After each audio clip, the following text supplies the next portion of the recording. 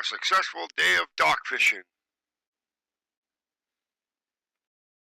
Steph Fishing Line. We're out on the government dock in North Bay here right now, and I'm using a live crayfish for bait, and I'm just going to hook it straight through the tail like that, so that the hook is right out in the open, and just on a standard walleye jig, and I'm going to put it underneath the float. Of course, it's just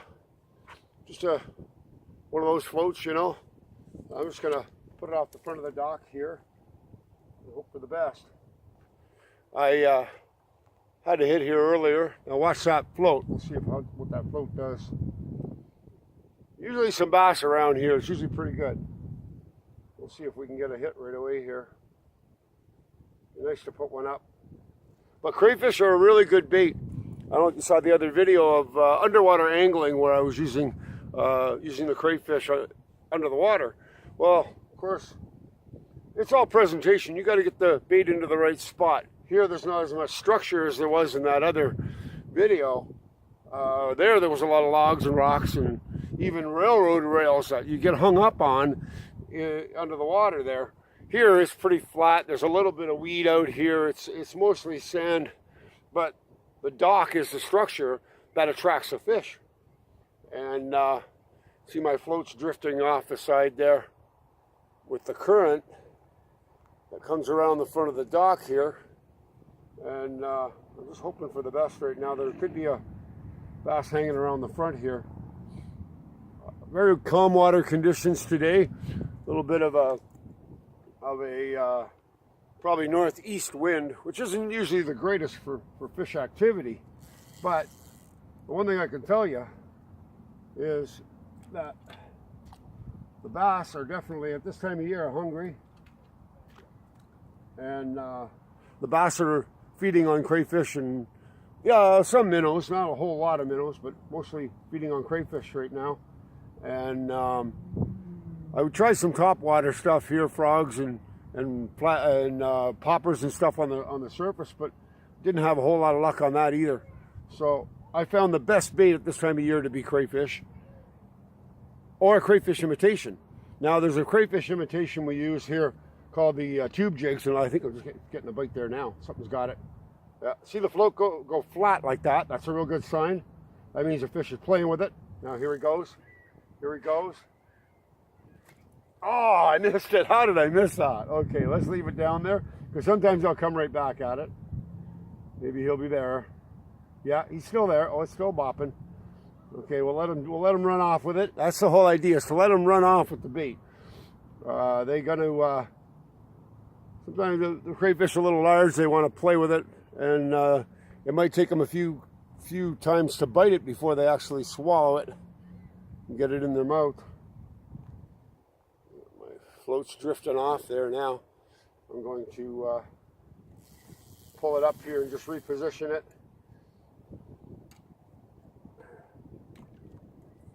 There we go. Should be good there. That's about where I had the bite right there. See if that bass will come back. It looked like the float went down a couple times there, so we'll see what happens with it. We'll leave it there. Patience, of course. So I'm glad you're enjoying these videos here on YouTube. Steph Fishing Line. Project started like 17 years ago, and it's been a lot of fun. Travel all over the province and catching fish just about everywhere, and I really enjoy it. It's a lot of fun. Yeah. If there's a certain species of fish that you would like to see targeted here on Steph Fishing Line, just drop me a email at Ludwig PERC at outlookexpress.com. Outlook.com, that's it. At outlook.com, and I'll definitely work on it for you.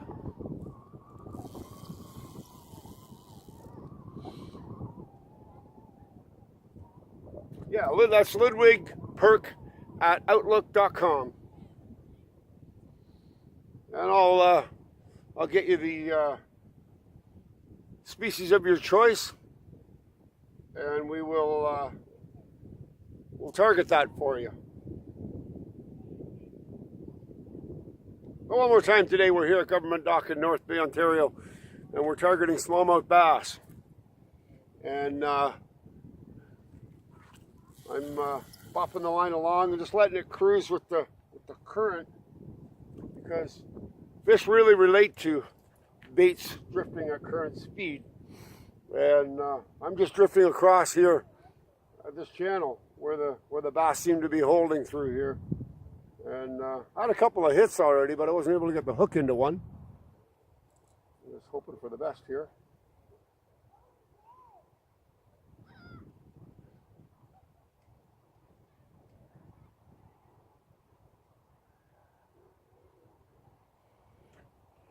See my float there.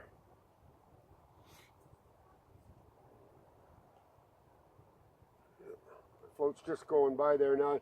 There's a real slight current coming through this channel from the marina out, and I guess that might be another attraction for the fish, being a little bit of water movement in the outward direction today. Sometimes we see the current going the other way, going in to the marina. Oh, there's a bite again. Okay. Oh, how did I miss that?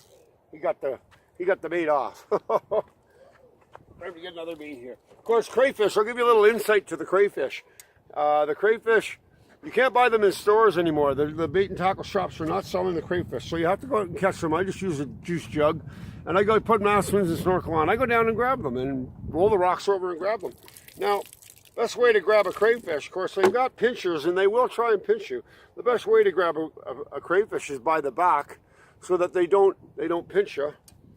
Then you take your hook, and it's real easy. You put the hook in through the back of the tail, like so that the barb is right out in the open, like that. And you hang them below a float, like this. Now, remember, crayfish, because they're not being sold in the stores, you are allowed to use them for bait if you catch them in the water that you're using them in. However, you're not allowed to possess any more than 45. Any more than that is a commercial amount. Let's try this again here. So, keep that in mind when you're collecting your crayfish, not to go over the 45 mark. With minnows, you're only allowed 10 dozen, or 120 minnows.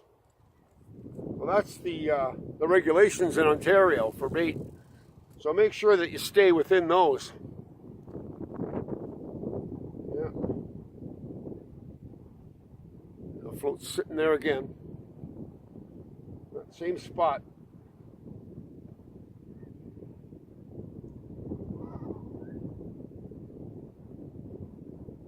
Now, there's ways to imitate the crayfish. We have, grab my other rod here. We have a way to imitate the crayfish. I'll just show you. Various colors of tube jigs really imitate the crayfish. So, of course, there's a lot of different lures out there that will imitate the crayfish. But these tube jigs are really good. And I have a few other colors, too, that I can show you. This green with it's got a red fleck in it. I think you can see the red fleck. And it works really well on bass, imitating a crayfish. So imitating crayfish, like I was saying, there's many colors, and you can get them in a brownish color like so, with a black fleck in it, right? A gold fleck in them. You can get them. I like this real army oil green with the red fleck in it is a really good color. These all imitate different types of crayfish. Now in Lake Nipissing, we have a blue crayfish, and the blue crayfish is just that. It's got blue in it, so they've developed blue fleck in the in some of the tube jigs as well, and they're really nice. Of course, you can get various sizes of these, right from 1 inch up to about 5-6 inch, and I use all different. I really like the natural colors like that, and I'll tie a trail hook on the jig. I tie a trail hook on the jig so it's at the back of the legs, and that improves your hookability, because sometimes there's a fish, you hit it way over there, oh, and I missed him again. I missed another one. Okay, so that's pretty much the idea of targeting bass right here. So I'm going to try throwing a tube jig right there now that I've missed that one. See if I can get them to hit on this here tube jig, because it really imitates the crayfish. Yep.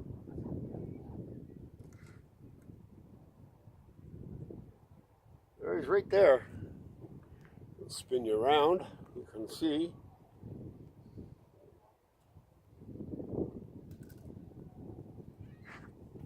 There we go.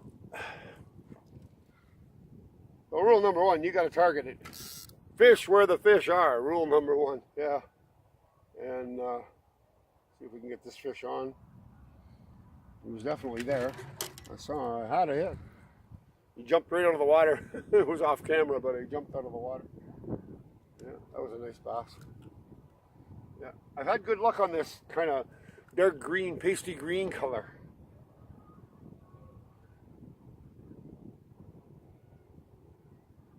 Well, maybe he won't hit now. Who knows?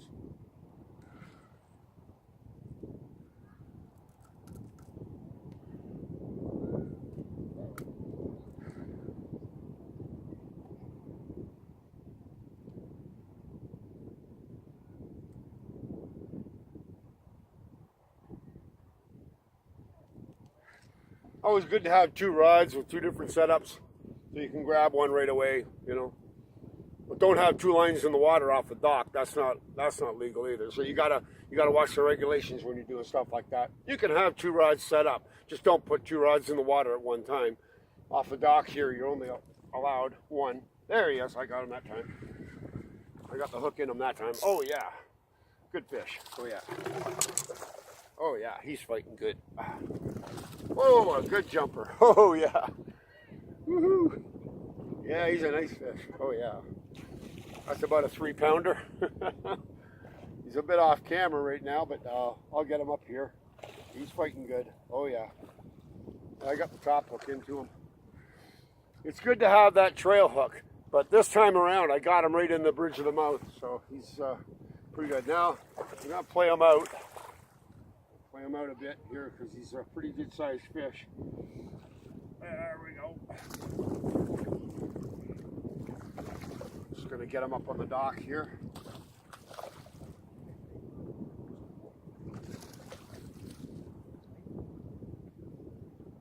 There he is. Oh, I'll just bring him right over to you here. There's a pretty hefty smallmouth. Oh, for sure. Nice trout. Nice sized fish, eh? And see, there's a tube jig right in his mouth. It's about a 4-pounder. Yeah, that's the kind I like. Okay, Steph's Fishing Line right here. Steph and J. LaRue at youtube.com.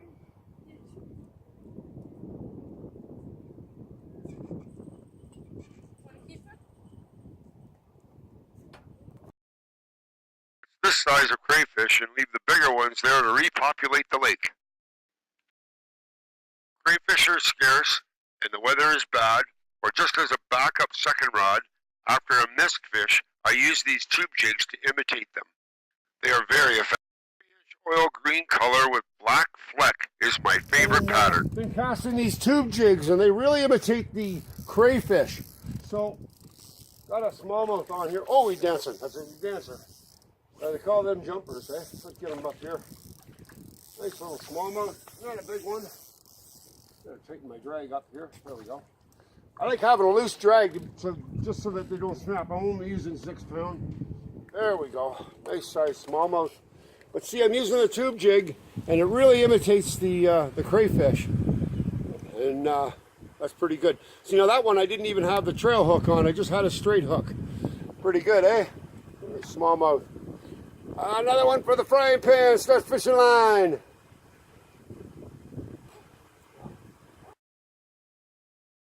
These two bass will make a great pan-fried supper with my own crispy coating. I enjoy dock fishing. On some days it's more successful than being out in my boat or canoe if the right techniques are used.